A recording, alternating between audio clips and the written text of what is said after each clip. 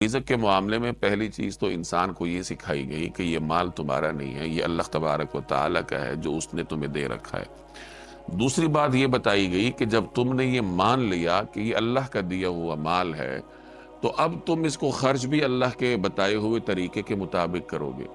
اللہ نے مال میں مختلف حقوق رکھے ہوئے ہیں۔ یہاں ان لوگوں کا ذکر ہے یا آپ کے ان رشتوں کا ذکر ہے کہ جن پر آپ نے اپنا مال خرچ کرنا ہی کرنا ہے، ہر حال میں کرنا ہے، چاہے آپ کے پاس مال زیادہ ہے یا کم ہے، چاہے سال گزرا ہے یا نہیں گزرا، ان کے اوپر خرچ کرنا پڑے گا۔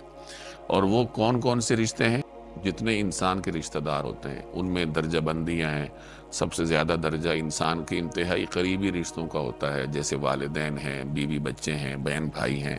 پھر اس کے بعد درجہ بدرجہ آگے بڑھتا جاتا ہے، چچا ہے ان کی اولاد ہے، ماموں ہے اس کی اولاد ہے، خالہ ہے اس کی اولاد ہے، پھپھی ہے اس کی اولاد ہے، پھر آگے اس طریقے سے درجہ بدرجہ معاملات آگے بڑھتے رہتے ہیں۔ تو یہ جو انسان کے رشتہ داریاں ہیں، اگر ان رشتہ داریوں میں کوئی ایسا رشتہ ہے آپ کا جو محتاج ہے، جو کہ آپ کے مال کو حد سے زیادہ ضرورت مند ہے، تو آپ کے اوپر لازم ہے کہ آپ اس کے اوپر خرچ کریں، چاہے آپ کے پاس زکوٰۃ میں وسعت ہو یا نہ ہو، سال گزرا ہو یا نہ گزرا ہو، بلکہ آپ کو اس کے اوپر خرچ کرنا پڑے گا۔